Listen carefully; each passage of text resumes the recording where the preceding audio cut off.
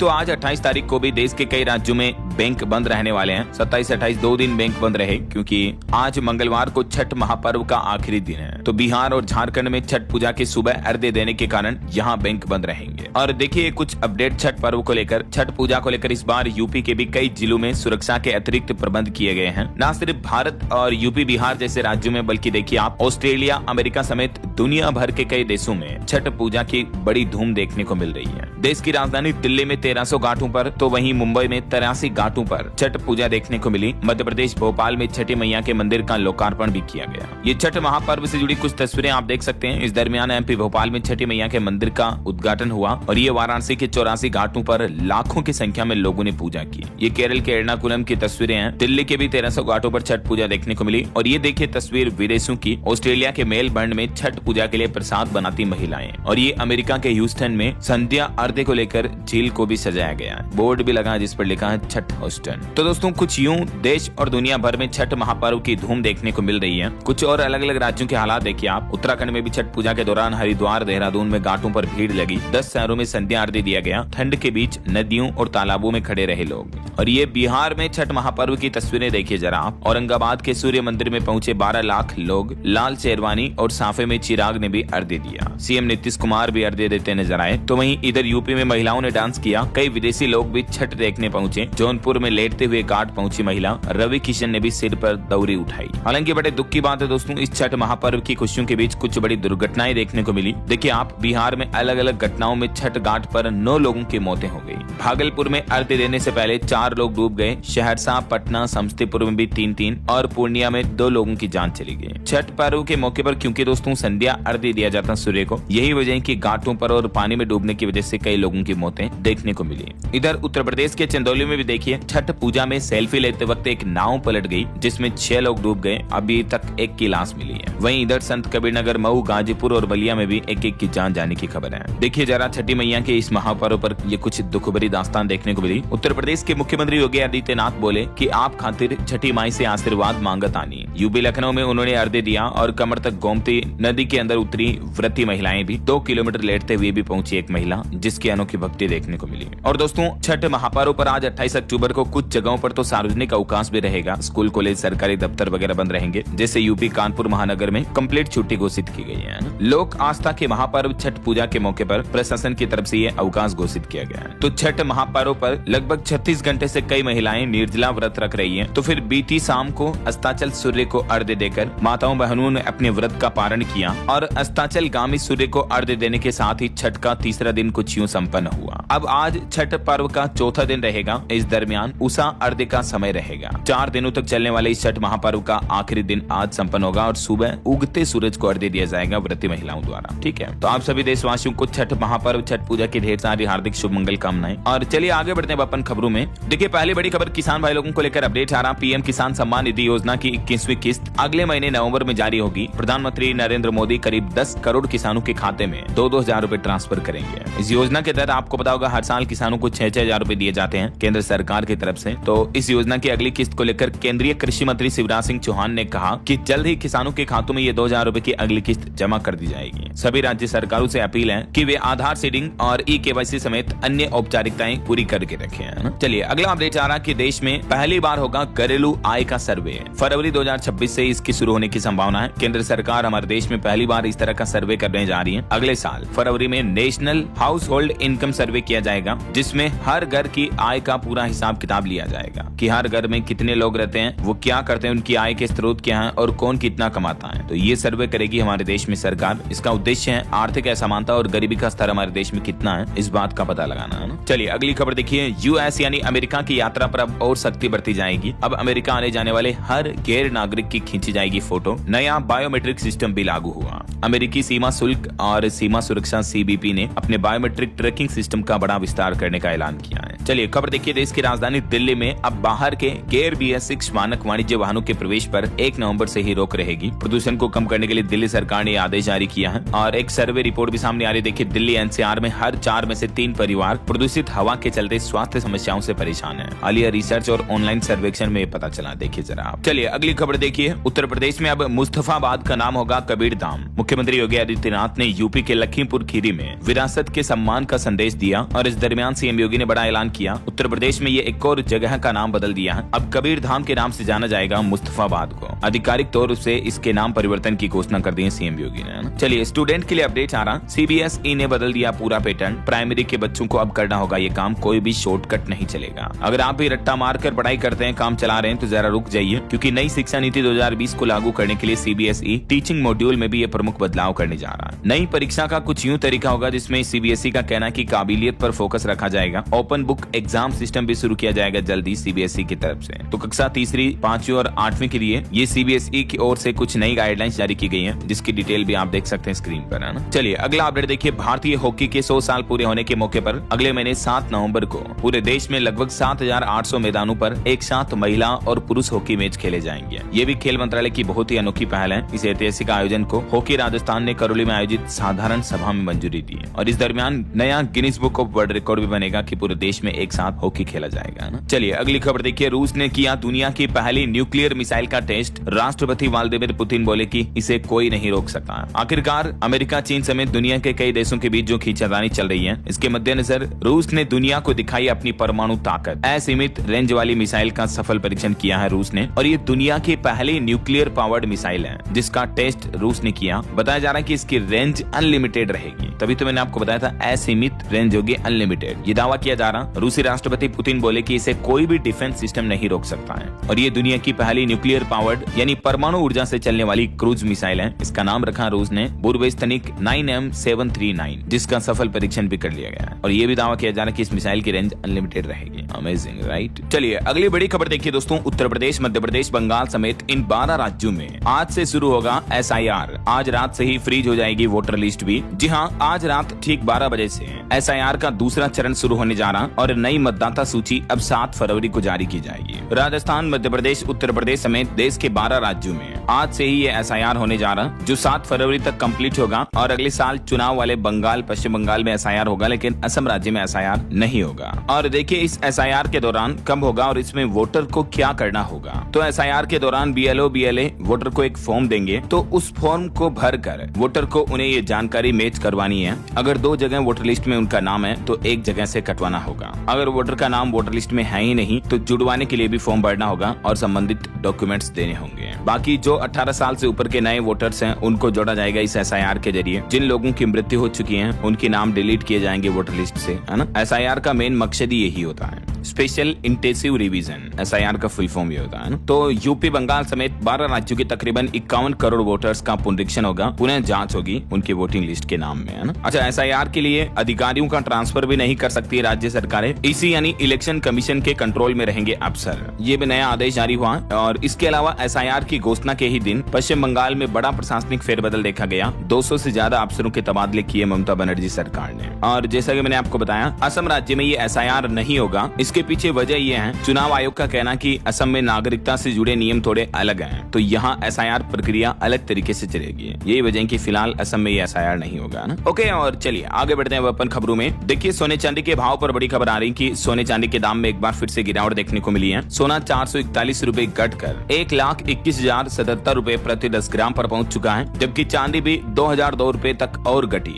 और सोने की बात करें तो बीते एक सप्ताह के अंदर अंदर दिवाली बाद सोना 9,356 रुपए तक सस्ता हो चुका है और चांदी के दाम में भी अभी 2,000 रुपए की और गिरावट के बाद अभी चांदी का भाव 1,45,031 रुपए प्रति किलोग्राम पहुंच गया है। जबकि आपको पता होगा चांदी तो 1,80,000 के लगभग पहुंच चुकी थी, है ना। और सोना भी लगभग 1,30 के आसपास पहुंच गया था, जो अभी 24 कैरेट गोल्ड 1,21 के लगभग चल रहा है। बाकी और भी अलग अलग कैरेट के हिसाब से गोल्ड का प्राइस आप देख ही सकते हैं। चलिए दोस्तों अगली बड़ी खबर देखिए, साइक्लोन मोंथा का असर दिखना शुरू हो चुका है। केरल राज्य में तो 2 लोगों की मौत भी हो गई। उड़ीसा में भी लोगों को सुरक्षित जगहों पर भेजा जाना तटीय इलाकों से। आंध्र प्रदेश, पश्चिम बंगाल, तमिलनाडु इन राज्यों में भी रेड अलर्ट जारी हुआ। बंगाल की खाड़ी में बना साइक्लोन चक्रवाती तूफान मोन्था तेजी से पूर्वी तटों की ओर आगे बढ़ रहा है। यही वजह है कि उड़ीसा, आंध्र प्रदेश, तमिलनाडु और पश्चिम बंगाल में तेज बारिश और तूफान का खतरा बढ़ गया है। मौसम विभाग ने कई राज्यों के कई जिलों में रेड अलर्ट जारी किया है। उड़ीसा में तो 5000 से भी ज्यादा कर्मचारी तैनात किए गए हैं एनडीआरएफ के जवानों समेत रेस्क्यू ऑपरेशन के लिए। अच्छा, वैसे चलिए तूफान वगैरह की बातें हो रही है तो अपन आज के मौसम समाचार पर भी नजर डाल लेते हैं। देश भर में आज मौसम कैसा रहेगा, तो मौसम विभाग ने चेतावनी जारी की दोस्तों 28 से लेकर 31 अक्टूबर तक। 28, 29, 30, 31 अगले 4 दिन लगातार इन राज्यों के इन जिलों में जमकर बरसेंगे बादल। जी हाँ, यूपी, बिहार, एमपी, राजस्थान समेत कई राज्यों में आगामी 4 दिनों के अंदर बारिश को लेकर मौसम विभाग ने हाई अलर्ट जारी किया है। और इधर ये चक्रवाती तूफान मोन्था भी तबाही मचाने आ गया है। भयंकर बारिश की संभावना, समुद्र में ऊंची लहरें उठने लगी, अलर्ट जारी हुआ। झारखंड, बिहार के अलावा भी और भी कई राज्यों में बारिश के आसार रहेंगे। चक्रवात की वजह से 31 अक्टूबर तक बारिश होगी।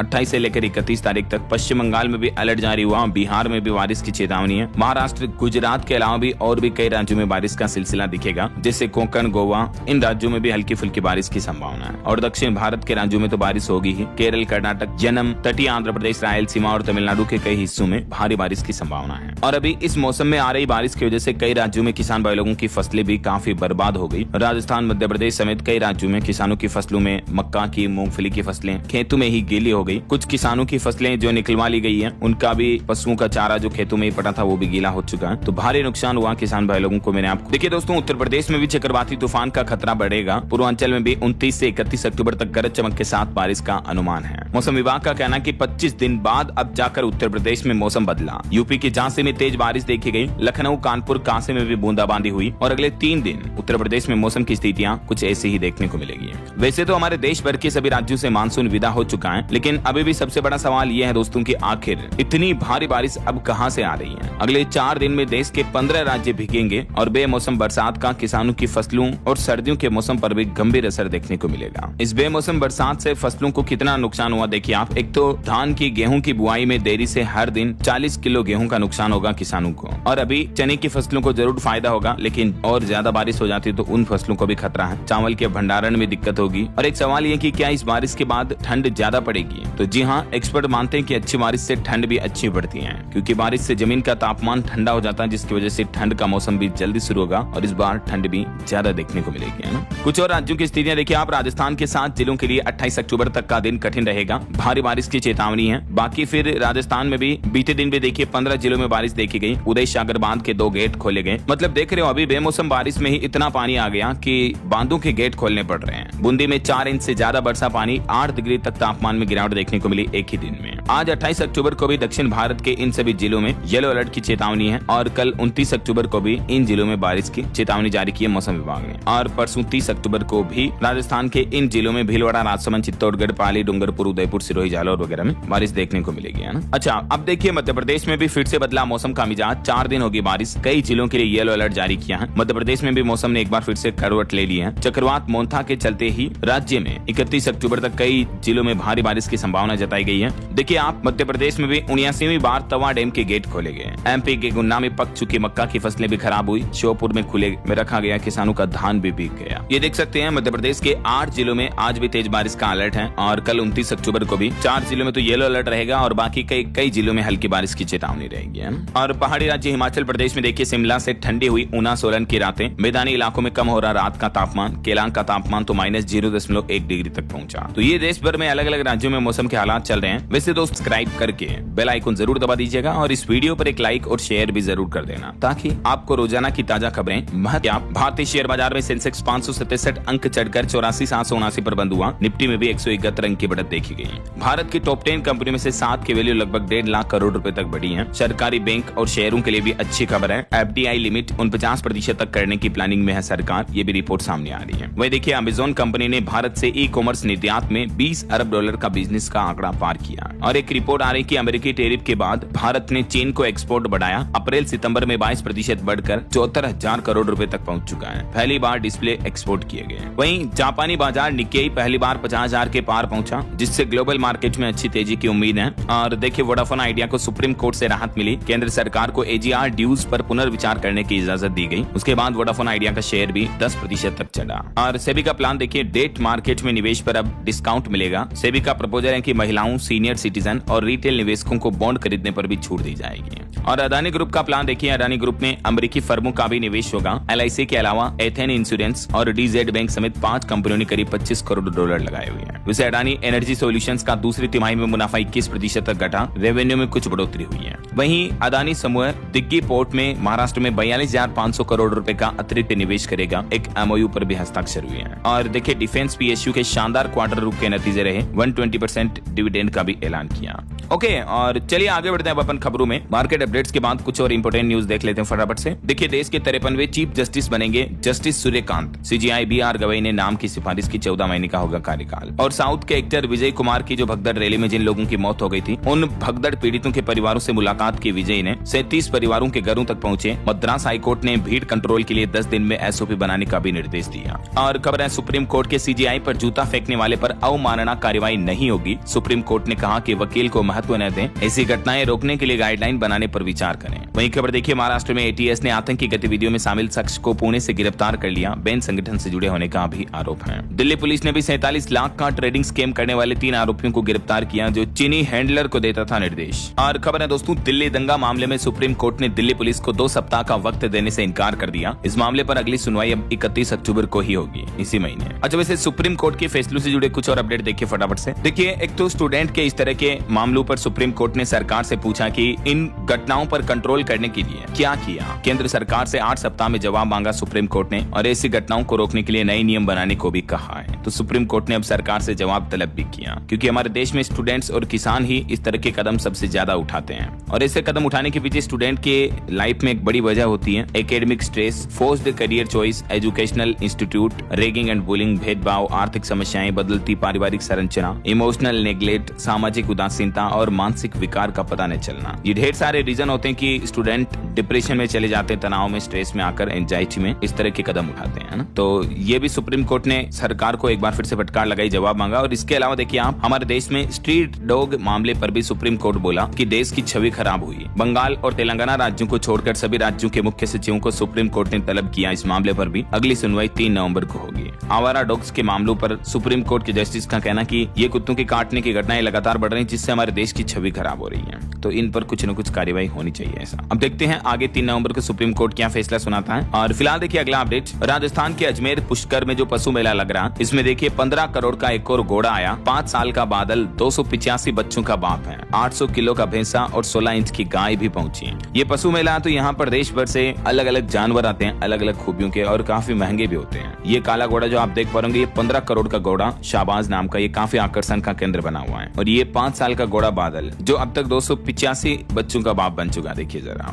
कई ऊंट वगैरह भी पहुंचे और फोटोग्राफी कर रहे हैं लोग, देख सकते हैं आप तस्वीरें भी। चलिए, पहली बार स्किल मैपिंग होगी, युवाओं को मिलेगी इंडस्ट्री डिमांड पर ट्रेनिंग, जारी होगी स्किल ID, MNC में नौकरी दिलाने में भी मदद करेगी उत्तराखंड राज्य सरकार। ये बहुत ही अच्छी पहल है वाकई में उत्तराखंड सरकार की, युवाओं के लिए नौकरी देने के लिए, है ना। और एक बड़ी घटना देखिए दोस्तों, मुरादाबाद के एक रेस्टोरेंट में 5 गैस सिलेंडर फट गए, जिसमें एक महिला की मौत हो गई। भीषण आग से गिरे लोग 10 झुलस गए, पहली मंजिल से खिड़की तोड़कर कूदे। रेस्टोरेंट में भयंकर घटना देखने को मिली। और एक आग की घटना यूपी लखनऊ के रेलवे हॉस्पिटल में भी देखिए, भीषण आग लग गई, 22 मरीजों को बचाया गया। 3 मंजिला अस्पताल में पूरा धुआं भर गया और चारों तरफ अफरा तफरी से मच गई। हालांकि गनीमत रही कि किसी की जान नहीं गई। चलिए अगली खबर देखिए दोस्तों, ओला कंपनी ने नई हाइपर सर्विस शुरू की। कंपनी के ओरिजिनल पार्ट्स अब सीधे मोबाइल ऐप या वेबसाइट के जरिए खरीद सकेंगे कस्टमर्स। और वहीं ऑटो इंडस्ट्री से एक और खबर आ रही कि टाटा की नई SUV सिएरा नवंबर में आएगी। कार में सेफ्टी के लिए नए 360 डिग्री कैमरा और लेवल 2 ADAS जैसे फीचर्स भी आपको मिलेंगे। मोबाइल फोन लॉन्चिंग पर खबर है, लावा का बजट स्मार्टफोन शार्क 2 भारत में लॉन्च हो चुका है। 50 मेगापिक्सल कैमरा और 5000 mAh बैटरी, कीमत इसकी मात्र 7,500 रुपए तक है। वहीं खबर देखिए, हरियाणा के मुख्यमंत्री नायब सिंह सैनी ने सुना पंजाबी सिंगर सरताज का गाना, बोले कि हम आपकी पूरी मदद करेंगे। और दोस्तों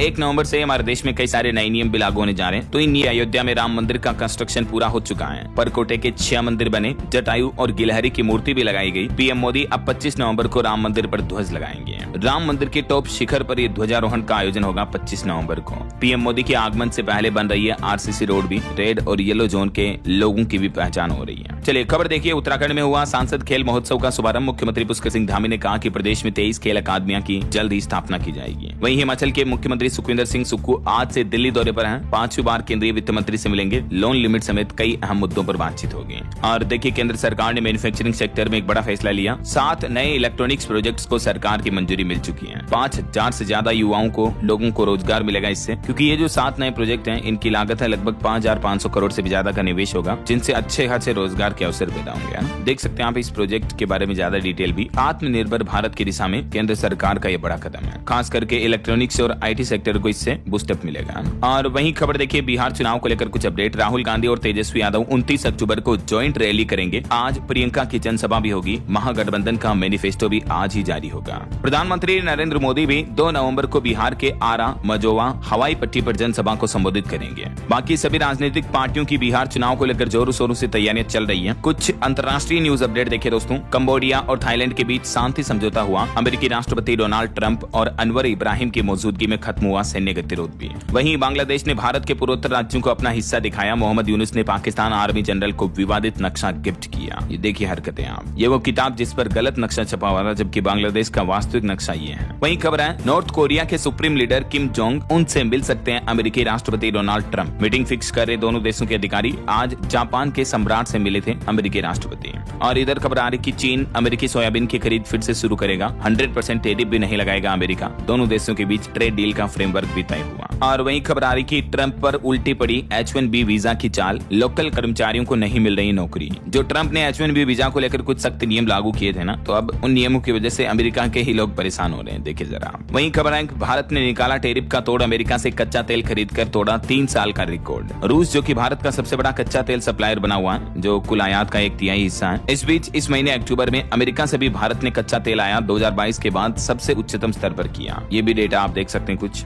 चलिए आगे बढ़ते हैं खबरों में। खेल समाचार पर खबर देखिए आप। भारतीय ओपनर प्रतिका रावल विमेंस वर्ल्ड कप से बाहर हुई। चोटिल होने की वजह से अब इनकी जगह शेफाली को मौका दिया जाएगा। विमेंस वर्ल्ड कप में ऑस्ट्रेलिया के खिलाफ सेमीफाइनल खेल सकती हैं वो। और वहीं खबर है दोस्तों, असदुद्दीन ओवैसी आज बिहार के गोपालगंज मोतिहारी में चुनाव प्रचार करेंगे। और आज महागठबंधन की तरफ से अपना चुनावी घोषणा पत्र भी जारी किया जाएगा, मैंने आपको बताया था। चलिए खबर देखिए, देश के रक्षा मंत्री राजनाथ सिंह ने एक बार फिर से देशवासियों और भारतीय सेनाओं को संबोधित करते हुए कहा कि सीमा पर कभी भी बदल सकते हैं हालात। हमें हमेशा युद्ध के लिए तैयार रहना होगा। देश को हर वक्त युद्ध के लिए तैयार रहना होगा। उन्होंने पाकिस्तान के साथ हुए ऑपरेशन सिंदूर को एक केस स्टडी बताते हुए कहा कि सीमाओं पर हालात कभी भी बदल सकते हैं ऐसा। और टेक न्यूज से खबर आ रही है, देखिए आप। पेटीएम, गूगल पे और फोन पे को टक्कर देने आ रहा नया डिजिटल पेमेंट ऐप जोहो पे है। वहीं खबर है, AI के युग में बेकार हो जाएगी PhD जैसी डिग्रियां। पढ़ाई को पीछे छोड़ देंगे स्मार्ट स्किल्स। गूगल की तरफ से एक रिपोर्ट जारी की गई कि आने वाले भविष्य में AI स्किल्स और स्मार्ट स्किल्स की ज्यादा डिमांड होगी, ना कि यूनिवर्सिटी कॉलेज की डिग्रियों की ऐसा। वहीं सुप्रीम कोर्ट ने केंद्र सरकार से CIC नियुक्तियों की शॉर्ट लिस्ट सार्वजनिक करने से भी इनकार कर दिया।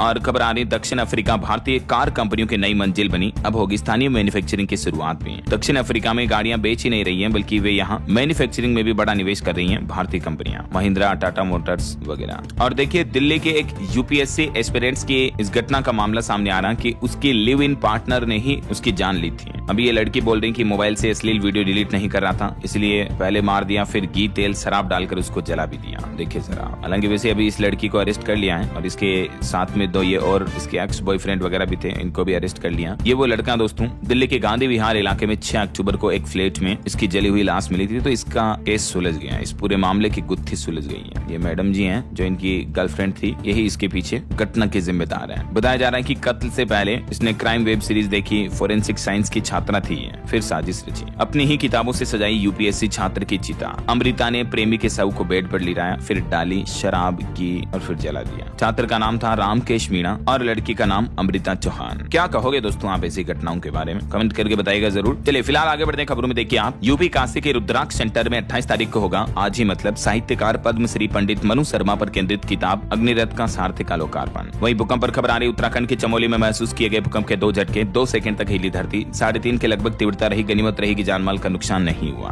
खबर है, हमारी भारतीय नौसेना की ताकत और बढ़ेगी। कोच्चि में सर्वे वेसल इशाक भी 6 नवंबर को इंडियन नेवी में शामिल होगा। वहीं नौकरी करने वालों के लिए जरूरी खबर आ रही है, हाल ही में सरकार ने ग्रेच्युटी के नियमों में बदलाव किया। मैंने आपको कल ही इसके बारे में डिटेल जानकारी बताई थी कि केंद्र सरकार ने जो इस साल में ग्रेच्युटी की सीमा को 25 लाख बढ़ाया था, तो अब सरकार ने ये सफाई दी है कि किन किन कर्मचारियों को ये बढ़ी हुई ग्रेच्युटी का लाभ मिलेगा और किन किन संस्थानों को इस लिस्ट से बाहर किया गया। तो ये सरकार ने डिटेल जारी की। और इसके अलावा खबर आ रही दोस्तों की 8वें वेतन आयोग पर भी जल्दी ऐलान हो सकता है। सरकार की तरफ से तैयारियां भी लगातार जोरों शोरों से की जा रही हैं। चलिए अगला अपडेट देखिए। देश की सबसे बड़ी स्टॉक ब्रोकर कंपनी जीरोधा अब नई सुविधा शुरू करने जा रही है। अब सीधे एप्पल, माइक्रोसॉफ्ट, गूगल जैसे अमेरिकी शेयर भी खरीद पाएंगे आप जीरोधा के जरिए। यूएस स्टॉक्स में भी निवेश करने की सुविधा मिलेगी आपको। और रेलवे से खबर आ रही है, मुंबई, पुणे से यूपी, बिहार के लिए 29 अक्टूबर को कई सारी स्पेशल ट्रेनें भी चलेगी। वहीं रेल यात्रियों के लिए एक अलर्ट ये भी है, नवंबर दिसंबर में कई ट्रेनें जयपुर से नहीं गुजरेगी।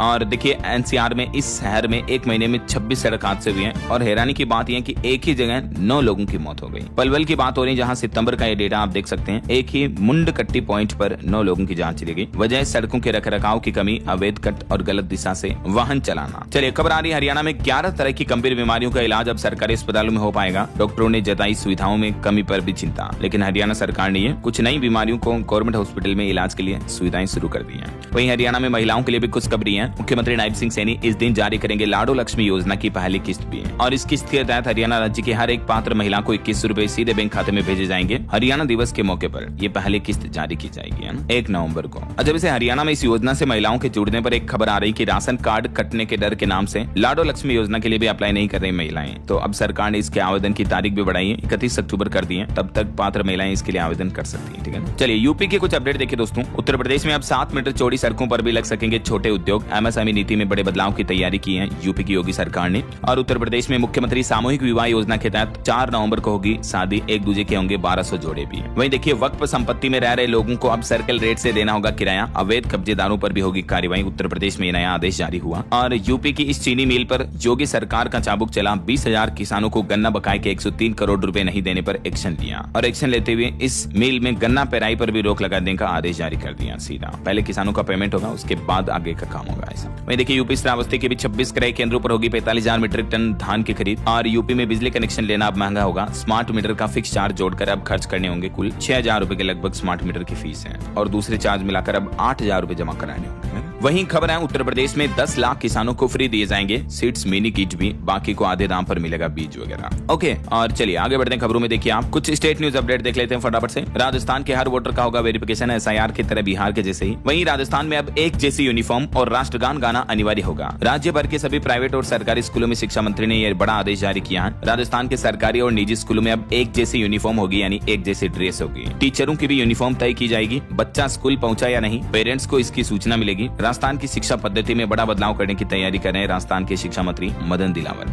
और अब शिक्षा का सत्र भी 1 अप्रैल से चालू होगा, ताकि बच्चों को समय पर किताबें मिल जाएं, उन्हें गर्मी की छुट्टियों में पढ़ने का मौका मिल जाए। अभी जो सत्र 1 जुलाई से शुरू होता है उसमें भी बदलाव किया जाएगा, वगैरह वगैरह। और वहीं खबर देखिए दोस्तों, राजस्थान में फिर मिला सोने का भंडार। गोल्ड के साथ तांबा, कोबाल्ट निकलने का भी अनुमान है। 25% से ज्यादा हिस्सेदारी हो जाएगी। राजस्थान के बांसवाड़ा में लगातार तीसरी बार ये सोने की खदान मिली है। गोल्ड माइनिंग की जाएगी यहाँ पर, है ना। और राजस्थान में मुख्यमंत्री अवधि पार ब्याज राहत योजना की डेडलाइन बढ़ाई गई। 31 दिसंबर तक लोन चुकाने पर 100% ब्याज माफ होगा। मध्य प्रदेश में भी एसआईआर के माध्यम से हर वोटर का वेरिफिकेशन होगा। आज रात से ही वोटर लिस्ट फ्रीज की जाएगी। छत्तीसगढ़ में भी बिहार की तरह एसआईआर सर्वे होगा, मैंने आपको बताया। और छत्तीसगढ़ के 5 जिलों में आज और कल भी भारी बारिश का रेड अलर्ट है। वहीं छत्तीसगढ़ के नवा रायपुर में पीएम मोदी करेंगे जल्द ही दिल की बात। 1 नवंबर को पीएम मोदी यहाँ 2500 बच्चों से बातचीत करेंगे। तकरीबन 6 घंटा 45 मिनट तक रायपुर में रहेंगे और शांति शिखर भवन में उद्घाटन करेंगे। इन कई सारी झांकियां वगैरह का हिस्सा भी बनेंगे वो। वहीं छत्तीसगढ़ में देखिए दोस्तों, ऑनलाइन बेटिंग ऐप के माध्यम से 50 करोड़ की एक और ठगी का मामला सामने आया। और छत्तीसगढ़ में 5000 शिक्षक भर्ती का विरोध भी देखने को मिल रहा है। यूपी कुशीनगर में 4 कैनसेट रॉकेट लॉन्च किए गए। इसरो की निगरानी में ये रॉकेटरी कॉम्पिटिशन का आयोजन हो रहा है। और रेलवे से खबर आ रही है, यूपी लखनऊ होकर 13 छठ पूजा स्पेशल ट्रेनें चलेगी कल से ही।